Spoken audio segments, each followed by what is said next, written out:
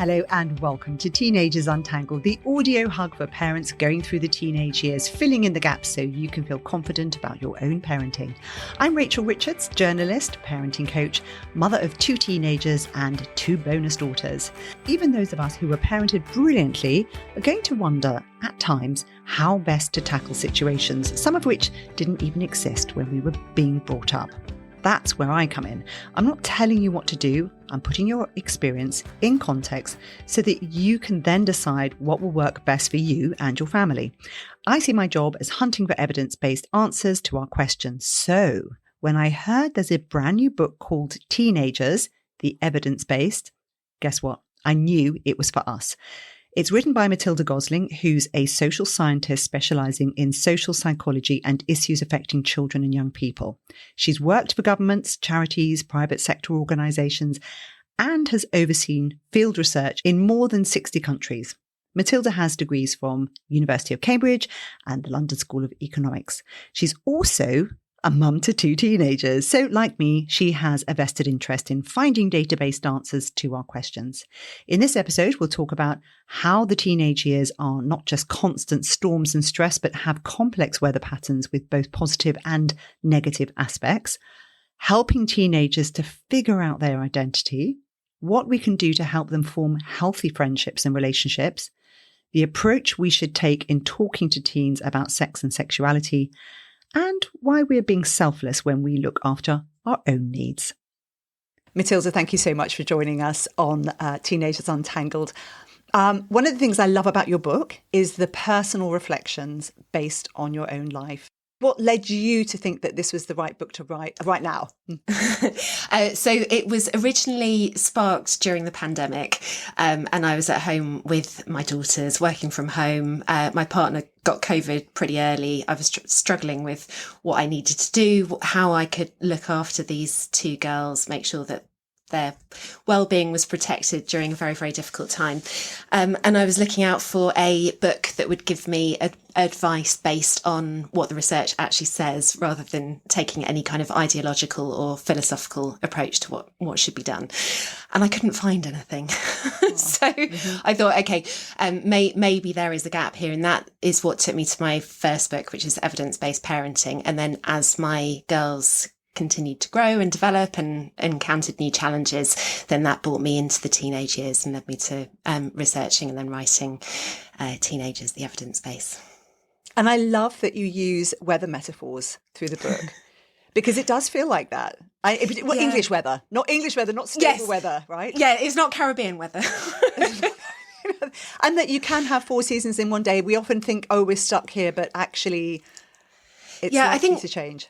I think what originally led me to that was the idea of this storm and stress model, which is quite an old idea, that the teenage years are marked by kind of these really dark, stormy weather patterns. And actually research more recently has pointed towards this not necessarily being the right way to see teenagers, that actually things are a lot more complicated than that there's huge amounts of kind of positive weather patterns and creativity and development and ideas and brilliance all built into it, which you miss if you just see the storm and stress model. And if you are expecting to see it, that's what will generally turn up as well. So your kind of expectations really shape your reality when it comes to teenagers. So I think it was important for me to bring in slightly more nuance to this idea of kind of storms and stress, that actually the weather patterns are complex. And as you say, the four seasons in one day probably describes it slightly better than just constant storms. And I love that you're saying that, because I think there is a negative bias. I think that the narrative is that teenagers are a nightmare. I have lots of parents who write to me and say, I was dreading the teenage years. I thought it was going to be awful. And now I'm starting to understand via your podcast that actually, there's some wonderful things about it.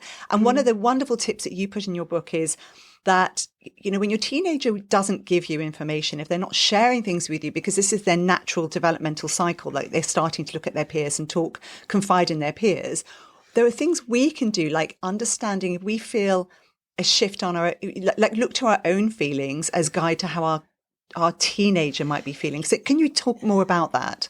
Yeah, so that is when you're really not sure what's going on with your teenager, sometimes the feelings end up getting projected onto you. So Yes. how you end up feeling in a conversation may be actually where your teenager is if they're not able to kind of communicate with you, or they don't want to communicate that with you necessarily because they're trying to separate and create their own individual identities that aren't necessarily reliant on you. So that might be if you're having a conversation with your teenager that leaves you feeling incredibly frustrated, then maybe your teenager is feeling frustration. And if you end up feeling really sad after a conversation, perhaps that's what's going on underneath. So looking to your own feelings about a matter, in some cases, obviously not always, can give you signals and clues as to how your teenager might be feeling. And throughout your book, there's a whole sort of self-care side to it.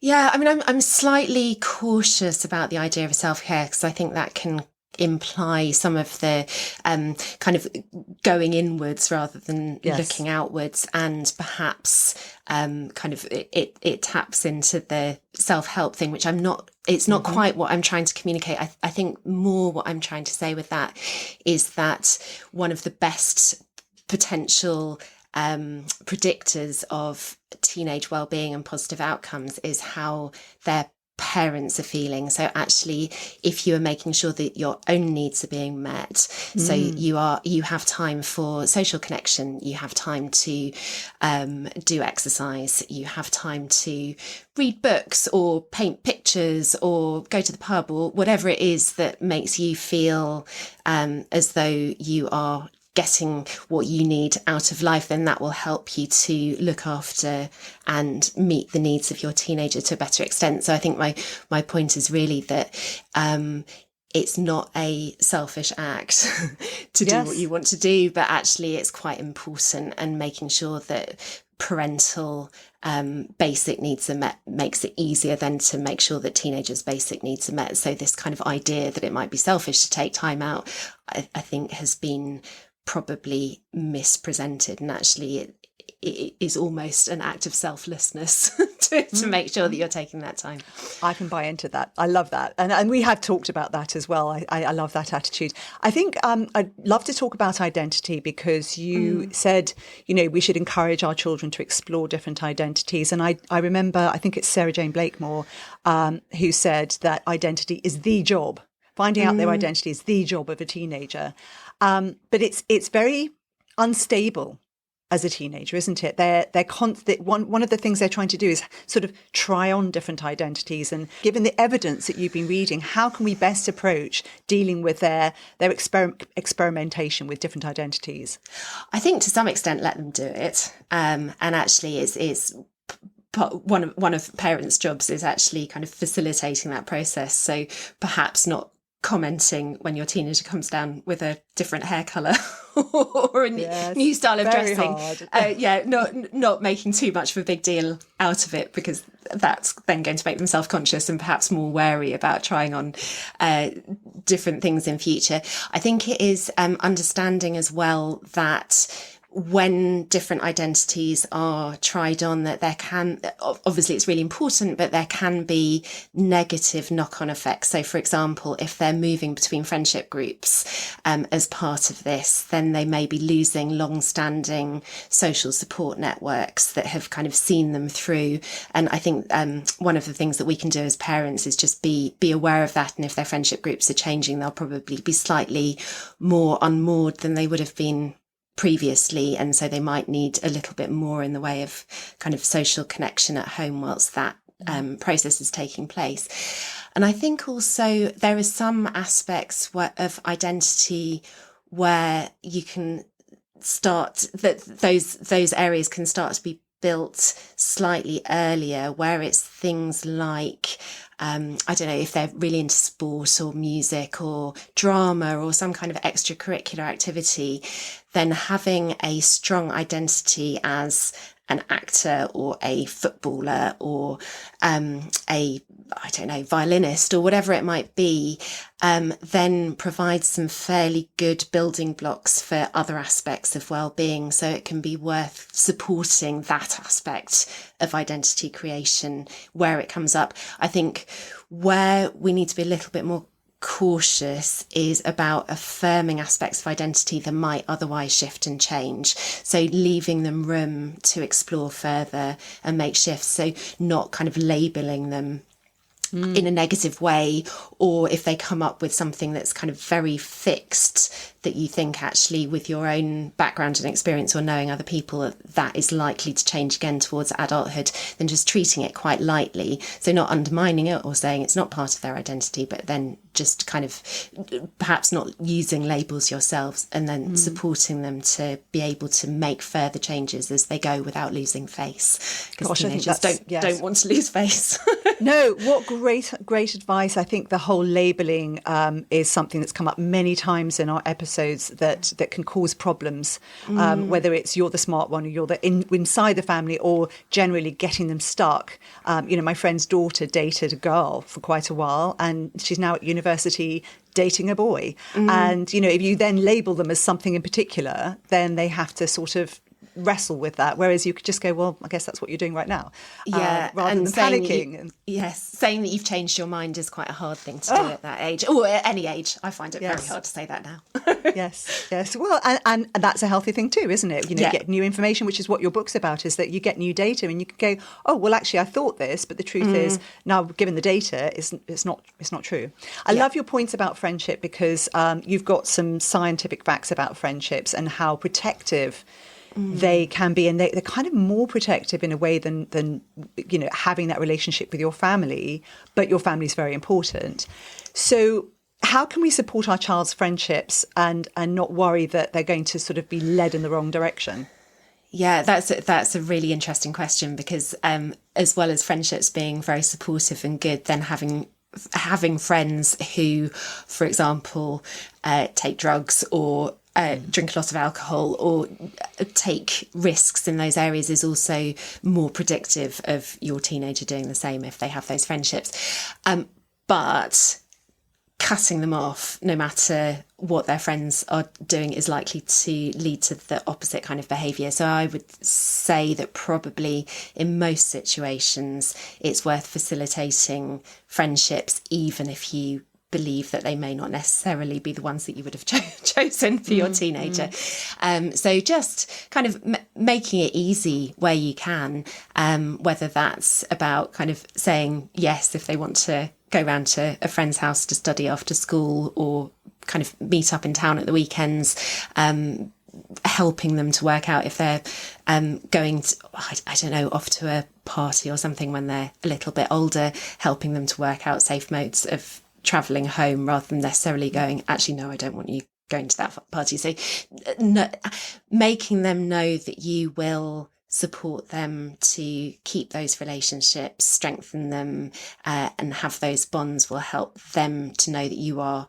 on their side. And it will also, the evidence suggests, make it easier when you do need to put a boundary in place that's on the basis of something like safety, that they will take it more seriously. If you're trying to kind of control aspects of relationships that aren't really directly relevant to you and that are probably quite important to your teenager, then they're going to take other boundaries that you put in place less seriously. Whereas if you actually work out what's really important when it comes to safety and well-being, then and you're kind of quite relaxed and flexible around the edges of everything else, then it makes it easier for teenagers to go, okay, I will take you seriously on these points because I know that you've got my back.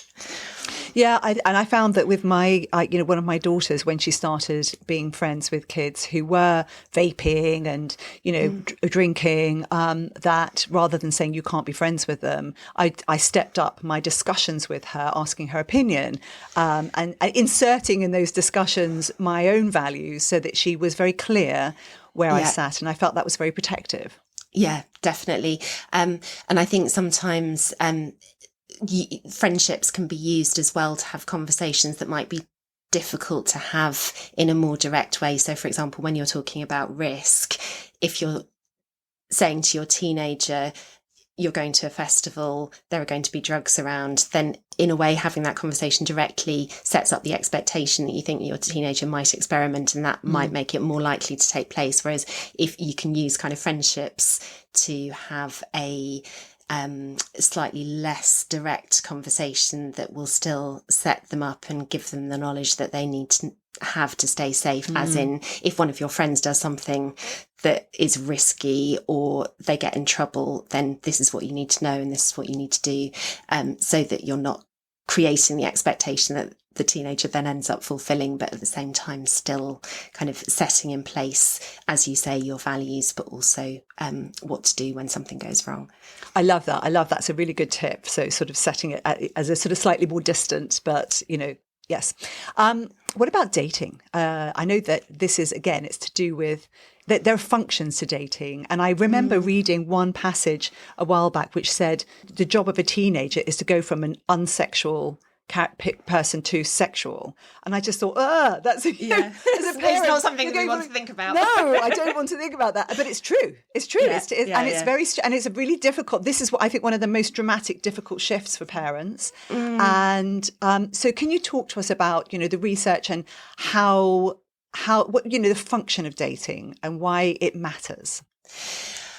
It allows teenagers obviously to practice what they're going to need to know when they reach adulthood, and to understand what's healthy and what's not healthy in a relationship. And I think that's one thing where parents can play a real role, because teenagers won't necessarily know, they don't have the experience to know what constitutes a healthy relationship. So they don't know what coercive control looks like. They don't know where jealousy and possessiveness oversteps a line. So I think parents can be there in the background. And it's probably worth having these conversations at a slight distance, unless you're at a point where stepping in is absolutely critical, as in seeing relationships on TV and where they're not healthy, kind of having a discussion about why they're not healthy, so that that idea is then kind of integrated in a way where you're not directly criticizing relationships that might be kind of very new and fresh, and they might feel very protective over at the beginning.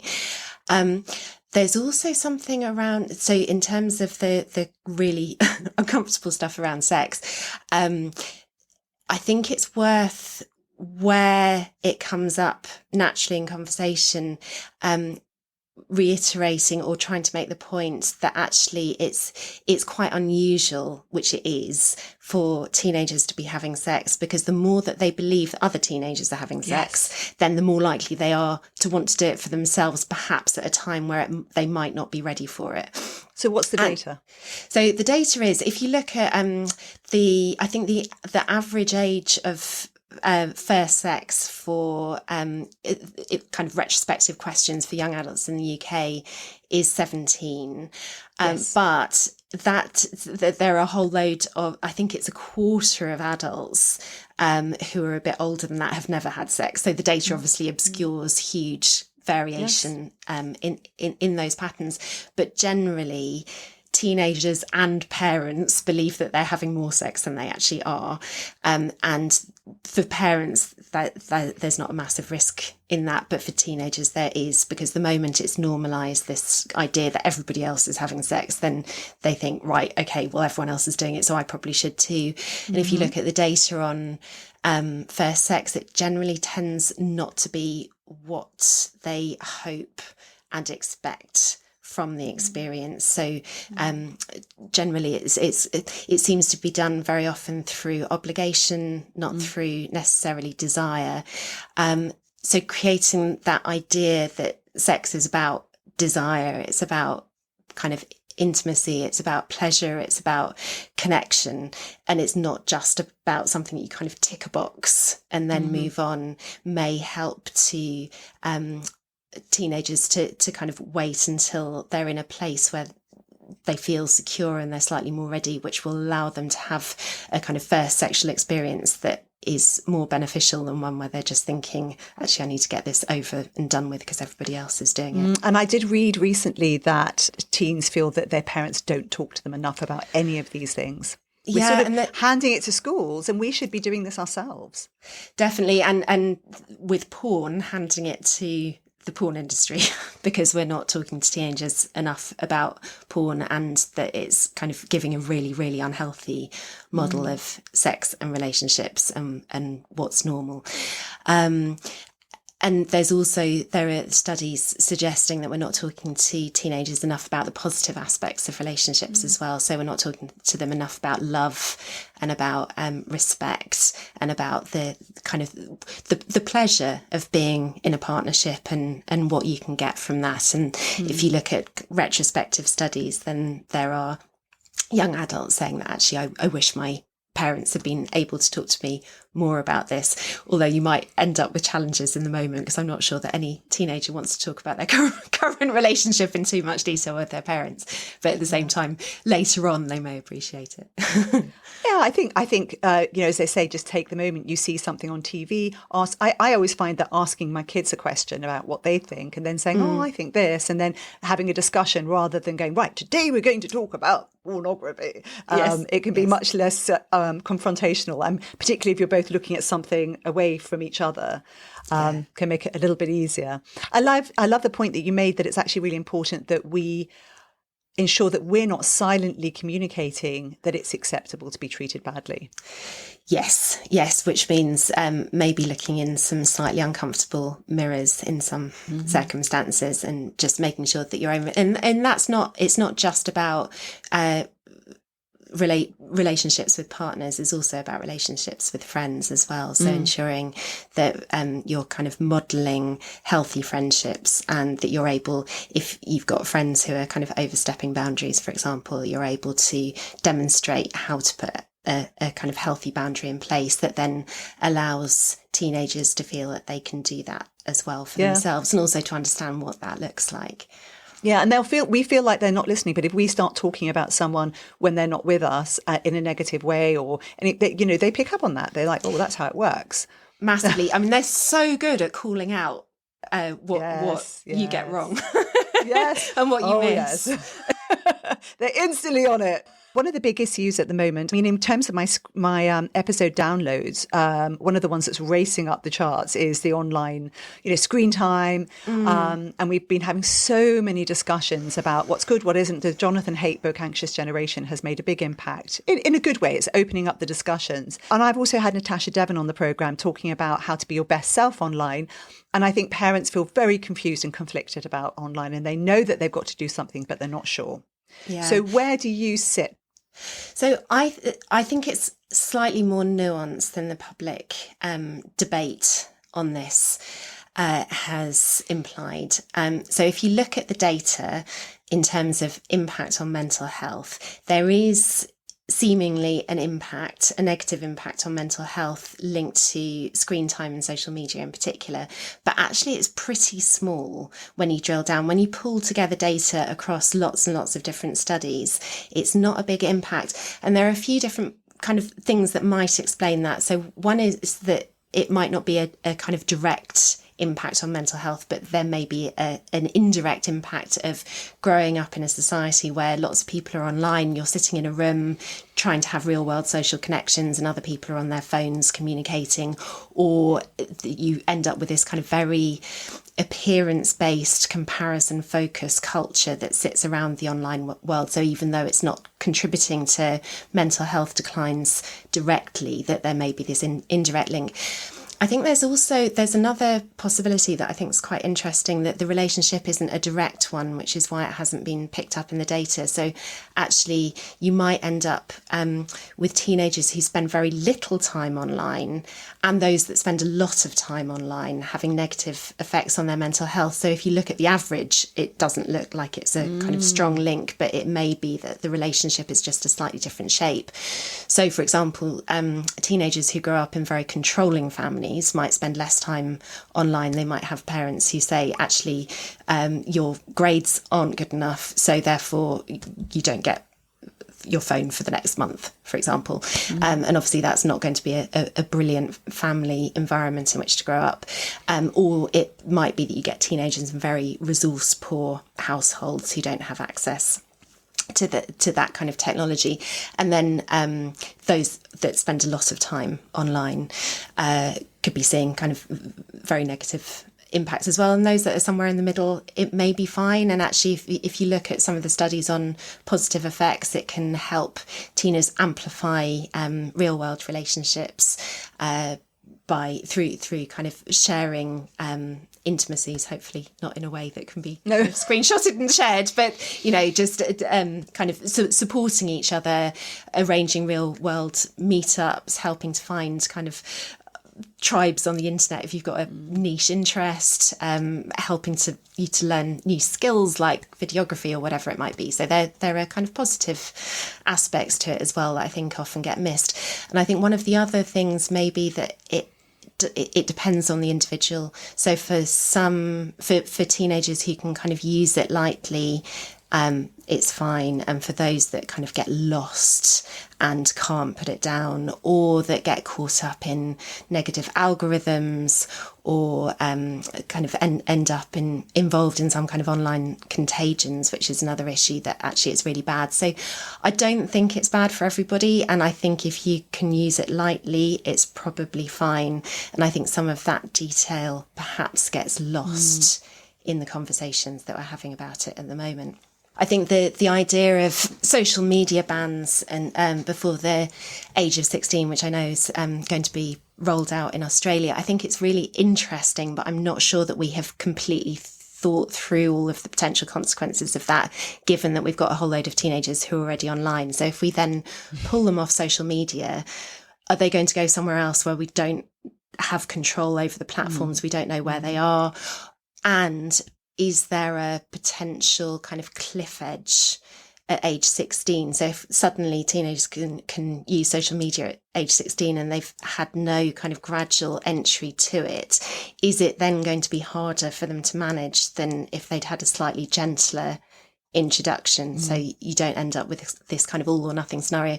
And I don't know what the answer is to those questions, but I think we probably need to talk about it a little bit more before we make too many kind of heavy, irreversible legislative changes. Yeah, and I think regular conversations with our kids are absolutely critical so that they have a real awareness. And I'm even asking them what they think, because actually when I've asked a whole bunch of teenage girls, they've said, absolutely not, I don't want to be off social media. But then when I say, what if everybody was off it? They go, oh, that would be lovely. And so you can see that they feel quite scared about not being on social media because of the social relationships. And I think educating them, having that time when we're building up to them having a phone of their own or a life of their own when we're not there, and being able to talk to them regularly. But we do have to be doing that, don't we? Yes, yeah, absolutely. And it's quite hard sometimes, I think, to bring up those conversations or to find a natural way of chatting about them that doesn't sound, as we were talking about slightly earlier, it's not that you're kind of trying to bring up a lecture in the middle of the dinner table, but actually just trying to find kind of natural ways of bringing these discussions into kind of, I don't know, if you're in the car or another place where you can talk about it without there being too much pressure on the conversation. And I think it is quite a hard job for parents to work out how to draw in those ideas naturally, but as you say, it is so important to do so.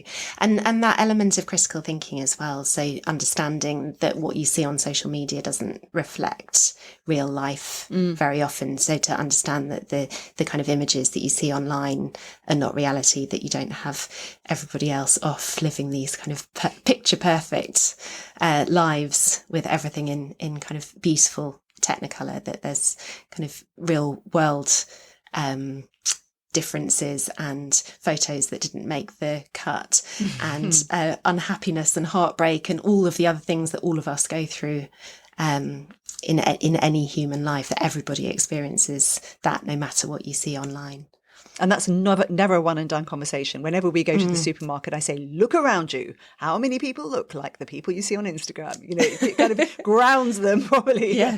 Let's talk about secrets, because, secrets and lying are one of the things that really bother parents. And, we have an entire episode on lying. But what I thought was really interesting was you said parents believe their children share more information with them than they do.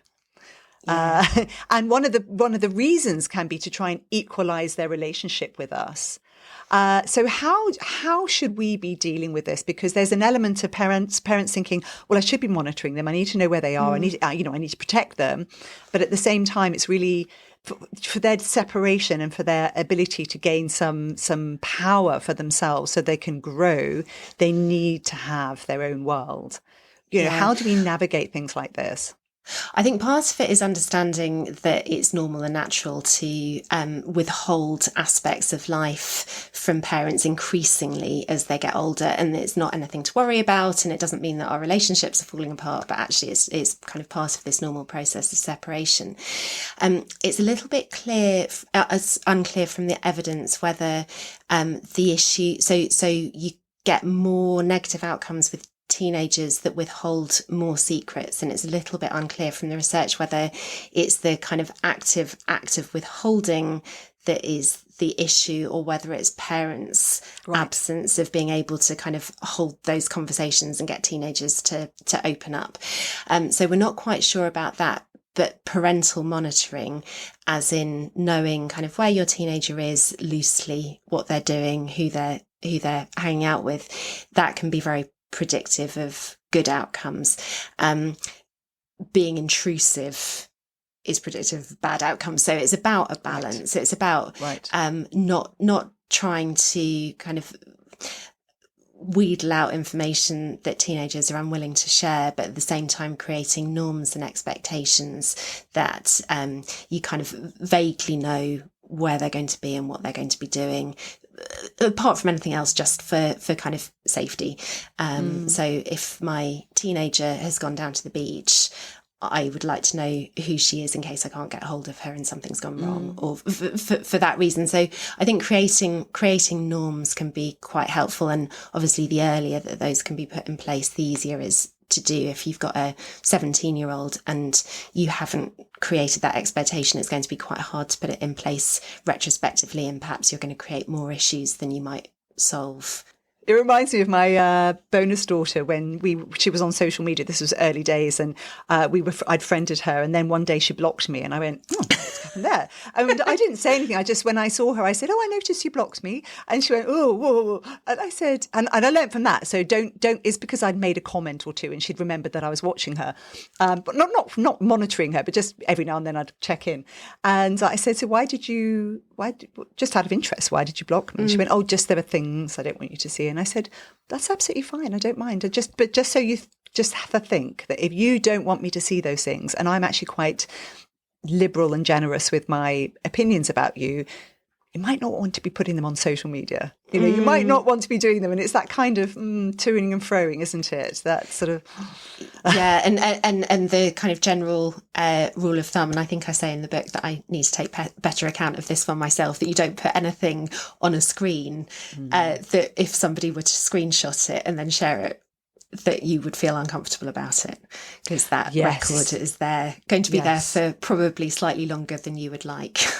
Yes, and I think that's a really, really important point. And one of the things about social media that came out of, I think, Abigail Schreier's book, where she was saying that she'd seen entire banks of screenshots that had been taken by kids, encouraged by their parents, so that they had evidence, so that if their child did something wrong, then they could then use the screenshots against the child. It's like, oh, this is horrible. This is horrible material, and it's a negative spiral. It's much better to just not put stuff up that you don't want people to see and to save. Yeah, definitely.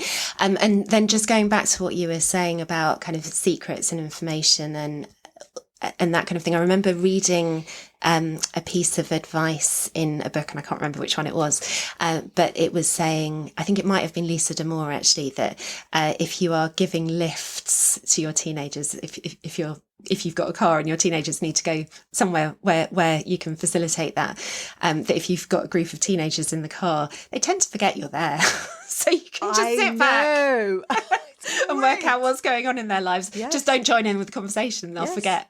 Yeah. Yes. Just pretend to put a bit of music on at the front, or even just be driving, and they just simply, I love it. It's the best thing ever. And the gossip. Yeah, it's amazing. I agree. Now, what about mental health? And because this is something that gets talked, there's a lot of hashtags for mental health. There's a lot of talk online about mental health. A lot of sense in the newspapers that it's really dramatically plummeting. Yes. What's the data? So Jonathan Haidt, who you mentioned earlier, has put this down to directly and almost exclusively to smartphones. And as I kind of suggested, I'm not sure that's quite right. There does appear to be at least an element of something around awareness of mental health, and talking about it a lot can make some kids focus on it to a much greater extent than is healthy, and that can lead them to ruminate, that can then lead to inflation of mental health symptoms. And there are a couple of academics, Lucy Fox and Jack Andrews at the University of Oxford, who've developed a kind of theory around this, and we're quite early in terms of being able to look at and see data, but there's a lot of kind of very new studies that are pointing towards them. There could be something quite significant in this, as in, so for example, there are a few studies with school-based mental health interventions where you get an intervention arm where they'll get, I don't know, taught about cognitive behavioural therapy or mindfulness or something of that nature, and then you'll get a kind of control arm where they don't get anything, or they get some fairly neutral piece of paper or a kind of blank lesson that doesn't really teach them anything, and you track them and see how outcomes change. And this isn't the case across all interventions, but in some, they have found worse mental health at the end of the study in the treatment group than they have in the ones that didn't get any mental health awareness training or support. And so focusing on mental health, I think particularly when you get those generic symptom lists, and those are a big thing online. So you get, do you sometimes feel sad? Do you sometimes feel worried? And obviously everybody sometimes feels sad and sometimes feels worried. So you start to see yourself and recognise yourself in the symptom list. Then you start to check yourself for the other symptoms, and sometimes you can start to find it, and then that can actually create more problems. So I think part of it is we've got this kind of very well-intentioned thing where we're trying to talk more about mental health and reduce stigma, and I think there are perhaps some unintended consequences of that, and we might need to treat that a little bit more carefully than we have done so far. Yes, Renee Mill talked about that in my anxiety episode very well, where she just talked about how, you know, you can talk about, I'm feeling anxious, and that's a healthy thing. And the reason you're feeling anxious is because you've got something you really care about coming up, and we can have discussions about that and how you manage the feeling anxious. But having anxiety is a very different thing, and it can get people stuck in an identity, which isn't helpful. Yes, and it goes back to what we were talking about earlier about labels. So the moment you take on a label to say, I have anxiety or something of that nature, it can be quite hard to kind of shed it off when things change. You get massively stuck in it, and particularly during that kind of developmental phase where you're seeking desperately for an identity. And having anxiety can get you, it can be a kind of self-reinforcing thing, because it can get you support, and it can get you empathy, and it can create some incentives to get stuck within the identity. And I think kind of linked into that point is something around pathologizing normal feelings as well, and that we need to be quite careful about just saying everybody has difficult experiences and it makes them feel anxious or sad or whatever as they go through them, but generally the feelings pass and we move through them. And how you feel right now, you've got exams coming up, it's totally normal, you're feeling stressed. They'll be over in 6 weeks, and then there'll be a very, very different cast on matters, and it doesn't necessarily mean that you have a kind of mental illness. And this is the first time they've gone through this, and it's the first time we've been parents as well. But when you look at them, they're looking to us for guidance, because they very frequently are coming back going, is this normal? I mean, am I like, I'm experiencing, is this right? And this is why it's so important to be kind of quite circumspect and balanced. And I remember Abigail Schreier talked about that in Bad Therapy, and it's called the iatrogenic effect of, Yes. where you actually create the problem because you're talking about the problem. Yeah, and she talks a little bit as well about all of the mental health screeners that you start to get in kind of GP surgeries or healthcare clinics, and you kind of go in for a normal, appointment about a broken finger and then get a survey about how's your mental health and are you feeling anxious right now? To which the answer for some people then becomes yes, somebody's asking about it. So yes. Maybe I've got a problem. Exactly. No, I love that. We've been talking about identity and the fact that it's very malleable at this age. Talking about your gender as an identity is quite a new way of working. Can you give us any more detail about, gender identity, what the data is on it, and, how we can help our teenagers get through this? Yeah. So there has been a real kind of explosion in kids identifying out of kind of their out of their sex. So boys identifying as girls, or as non-binary girls identifying as boys, or something different. And that's really been increasing since about 2010. And prior to that, you tended to get cases of gender distress in younger children, and they mostly resolved by the time they reached adulthood. And this phenomenon of teenagers identifying out of their sex is quite recent, and it has I think we're looking at the data, we're probably kind of at or maybe slightly over the peak, but there's definitely I think there is a significant social element of this, and I think as adults we need to be quite careful, going back to what we were saying earlier about trying to help children that do feel that level of distress not hook onto an identity that then becomes quite hard to shake off later.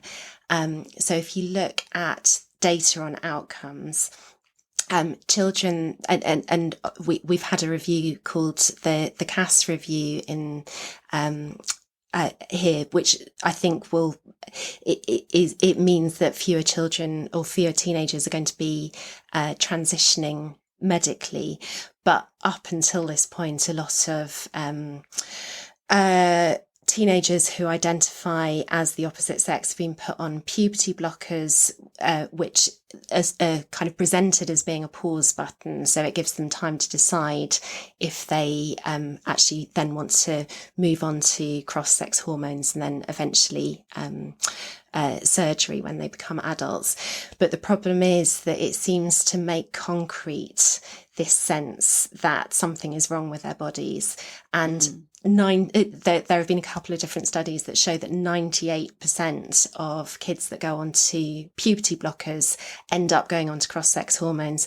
And if you have puberty blockers followed by cross-sex hormones, then there are huge lifelong medical implications. It means that you will probably be infertile. It means that you may never experience orgasm. It means that you'll probably have poorer bone density, heart health implications. So it's a really big thing. And I think, as I said, the kind of medical transition, there is a pause on that at the moment. But with social transition, and that is calling a girl by a kind of boy's name and using he, him pronouns, I think some of that has a similar risk of making an identity concrete. So I think with children, whether they are teenagers or younger children who have that element of gender distress, I think it's probably worth just kind of helping them feel comfortable and confident in their bodies as they are, and help and kind of taking them out of their heads slightly as well. So sport, fresh air, drama, things that just help them feel connected and grounded, and that there isn't anything wrong with them. Because this sense that you have an inner gender identity that conflicts with your body, I think can really mess with your mind and make you feel as though you are wrong. And then that's so distressing. Yeah, that becomes very hard to remove. Yeah. Yeah, I think I think it's very hard for parents and teenagers to navigate something like this. That's good advice to try. I guess, how do we build, if you've got a child that, not even someone who's gender distressed, just kids who are growing up as teenagers, how can we build their self-esteem? How can we be positive about growing? What data have we got to show that what works, what's positive?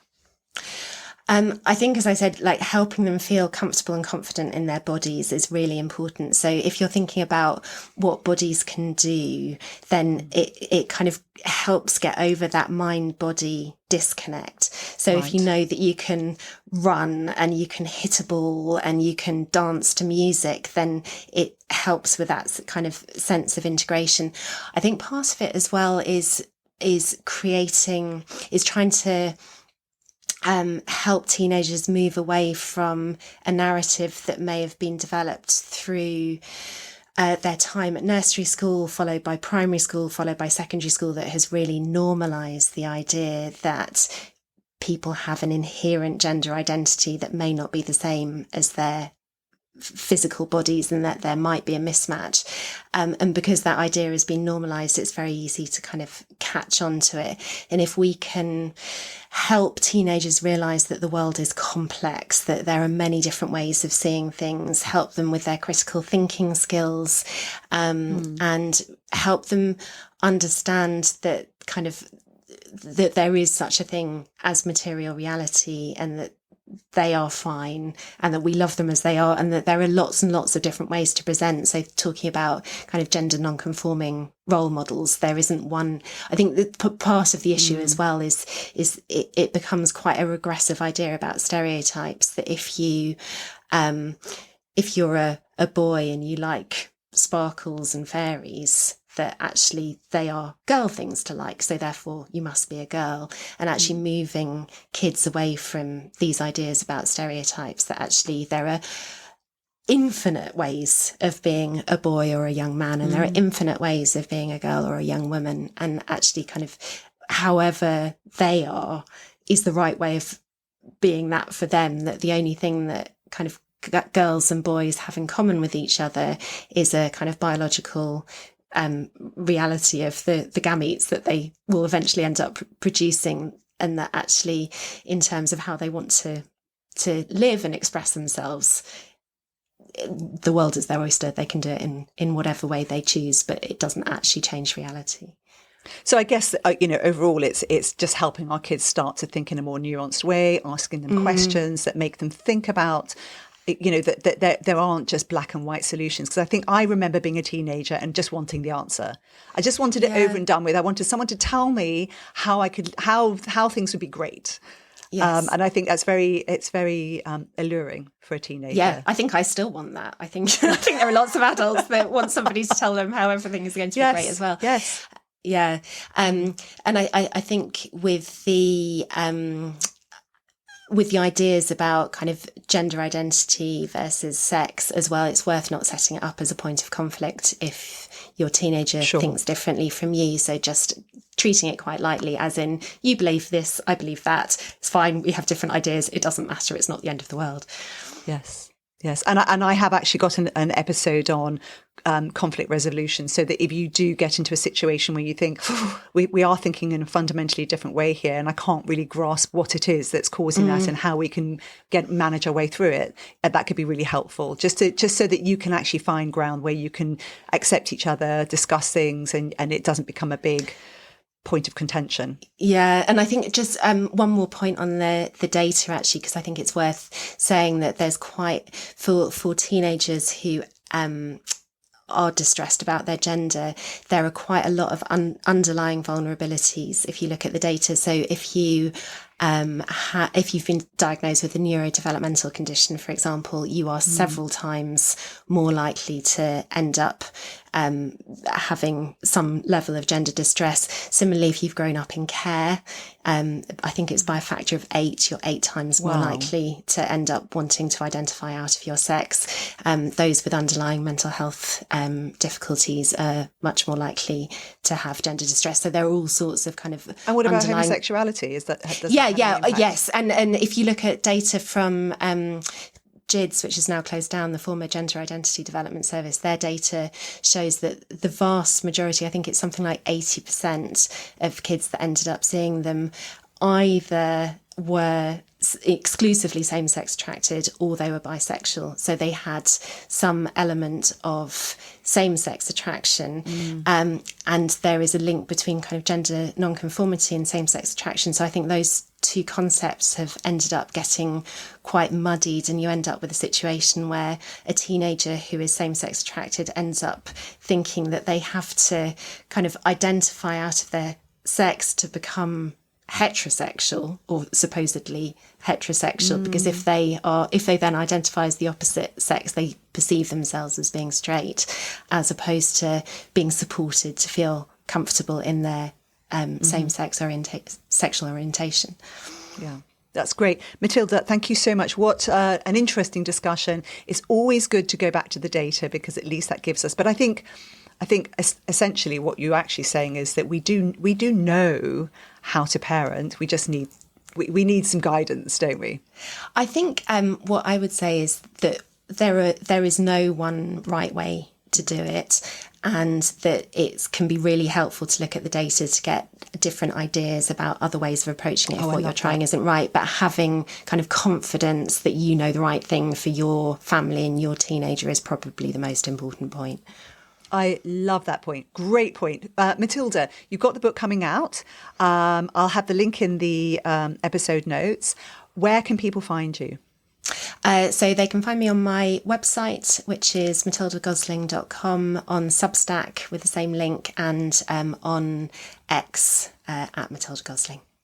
And I just want to say, one of the things I absolutely love about your book is how, you know, when you read a book and you're thinking, oh, this is so good, and then you think, oh, what have I just read? I can't remember. You've got really helpful summaries with, here's what we parents can do at the end of the chapters, which I can't tell you, that's just so great to have. Well done, Matilda. Thank you so much for joining us.